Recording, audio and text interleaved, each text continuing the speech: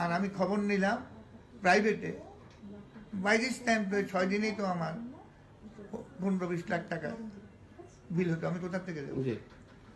আমি ঘর থেকে একটা পয়সা নিয়ে বেরোতে পারি। তাহলে এই হাসপাতালের শয্যা সংখ্যা আরো অনেক বৃদ্ধি করা দরকার। এগুলা কি দিয়ে সিস্টেম হয়?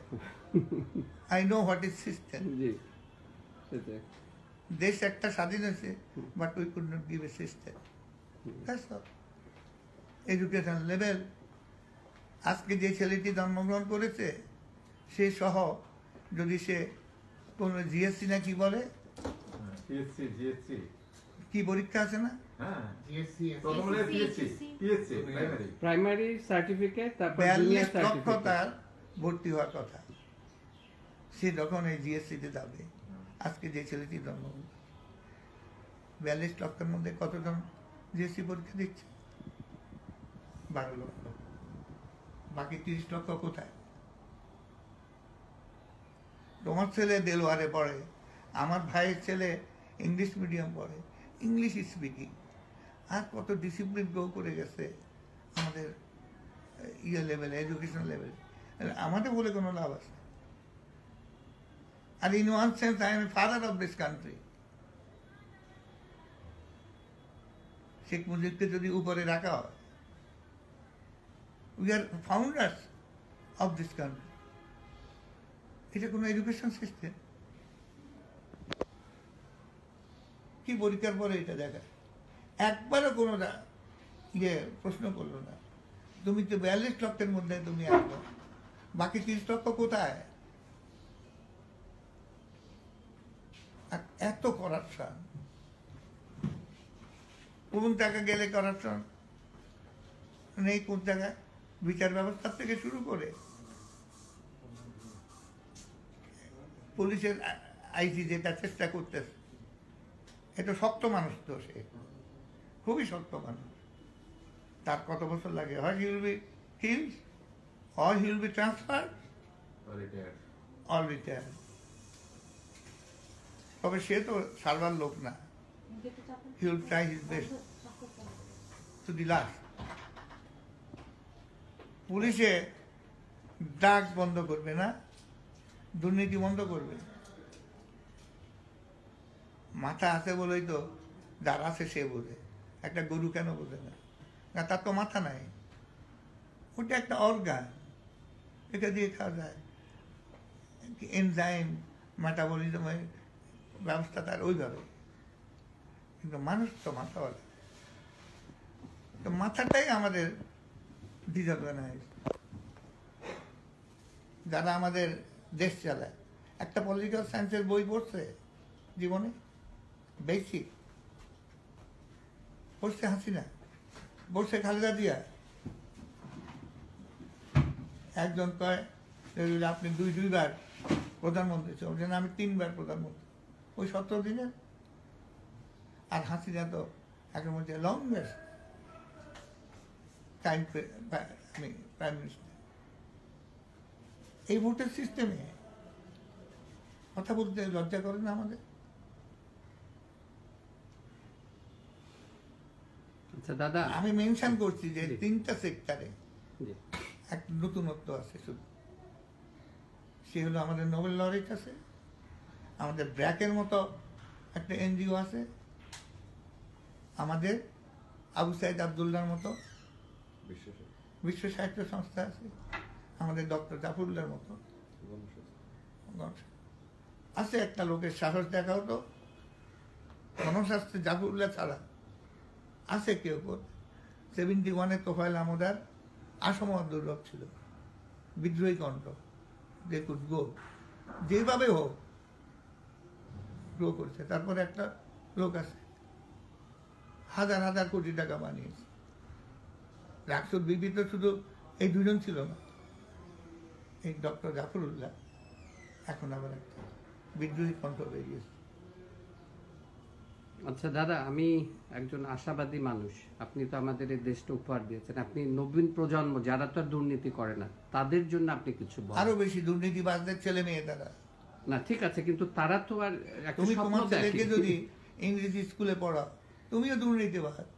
তুমি কেমন করে তোমার ছেলেকে 3টাকে ওই আইএসও আর ডিএসও পড়ায়, তারপরে তুমি লন্ডনে ব্যারিস্টারি পড়াতে পারছিস কিভাবে? তোমার আয় কত? আর কি বলবো? না, আমাকে এক মন্ত্রী বলে, এখন তো কমপক্ষে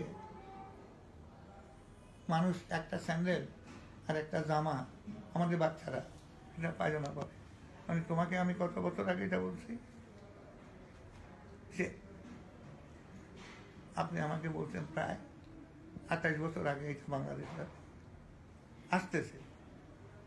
28 বছর পরে একটা স্যান্ডেল, একটা বাচ্চা ছেলে, এটা তার ভালো লাগছে না। এটা আরো কয়েকদিন ল্যাংটা থাকলে ভালো লাগতো তারা।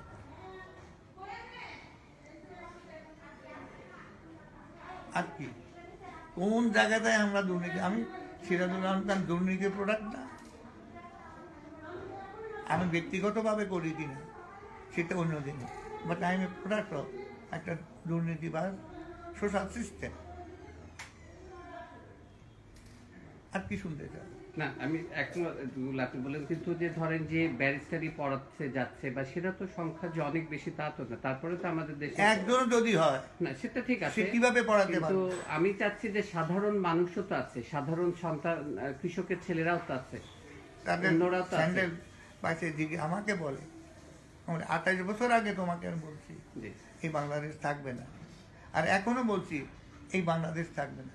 তবে এটা এদের হাতে থাকলে ওয়ার্ল্ড রেকর্ডে বলছে 2050 সাল নাগাদ বাংলাদেশ বর্ডারটা থাকবে, বাঙালিতে কোনো হদিস থাকবে না। সোজা কথা।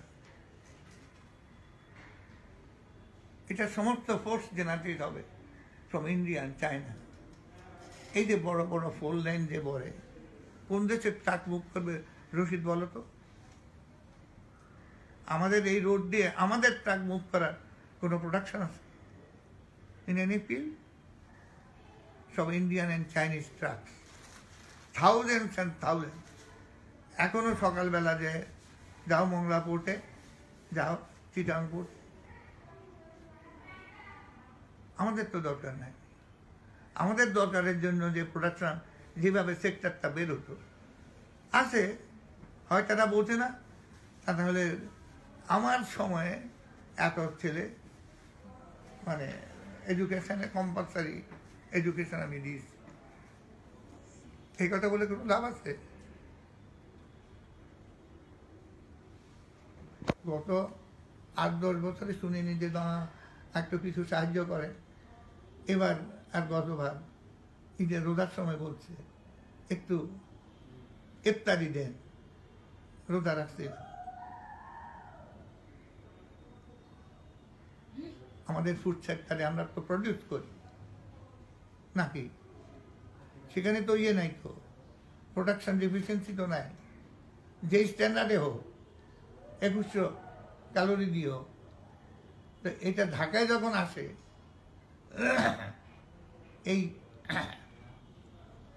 এই প্রোডাক্টটার দাম 300 টাকা হয় কেন? আলুর দাম, কাঁচামরিচের দাম, পেঁয়াজের দাম,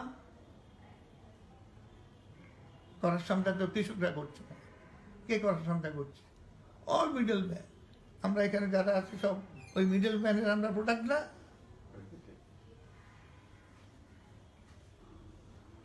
সম্ভাবনার কথা আমারে জিজ্ঞেস কর ডাবলু। আরেকটা সম্ভাবনা আছে যে এই করোনার পরে যদি তুমি বাংলাদেশ সহ কিছু সেক্টর, কিছু জায়গা যদি অর্গানাইজ করতে পারো, যদি বাংলাদেশ টিকে, কিন্তু 100 বছর পরে তো বাংলাদেশ টিকবে না। এটা কোনো ম্যাপও থাকবে না। কি জন্য ম্যাপ থাকবে? Bangladesh will not be considered as a country. বলে যে সিঙ্গাপুর, আমি কি সিঙ্গাপুর আমার থেকে তুমি বেশি বলো? সিঙ্গাপুরে কোনো জাতীয় সত্তা আছে? মিক্সড আছে, সেটা কোনো আইডেন্টিফাই। মালয়েশিয়ান আছে, ওই হিন্দু অনার্য আছে, তারপরে হলো চাইনিজ আছে, কোনো জাতীয় সত্তা আছে? কিন্তু কত হাজার ডলার তার ক্যাপিটাল। তুমি কোন জায়গায় তোমার চিন্তার কে তুমি নিয়ে গেছো তার দ্বারা ডিসাইডেড হবে how big and how good you are. তা না হলে ওই সৌদি আরবিয়া তার জাতিত্ব কিছু গড়ে উঠেছে? আফগানিস্তানে কোনো জাতিত্ব গড়ে উঠেছে? আর কয়টা শুনতে চাও? আমি সারা ওয়ার্ল্ডের পলিটিক্স বুঝি এবং পৃথিবীর সমস্ত বড় বড় বই, সেটা রিলিজিয়াস হোক, ফিলোসফির হোক, আমার জীবনে 2, 3, 4, 5 হাজার 7 হাজার বই পড়েছি আমি। এখন দাদা আমি একটু আশার কথা শুনতে হুমায়ুন চাই। আজাদের বই পড়ে তো আমি বড় হই। দাদা কি বলেন? আমরা একটু আশার কথা শুনতে চাই দাদা আপনার কাছে। আসার কথা কি বললামই তো, যেদিন 7 কোটি লোকের জন্য দেশ স্বাধীন করেছি সেদিন ছিল 2 to 3% মিডল ক্লাস, বাকি 90% হলো লোয়েস্ট ভিক্ষা। আজকে 40% হওয়ার পরে 17 কোটি লোক। মেন্টালি কত লোক আমরা ভিক্ষার জুড়ি? এভরিবডি। তুমি প্লাস্টিক সার্জন।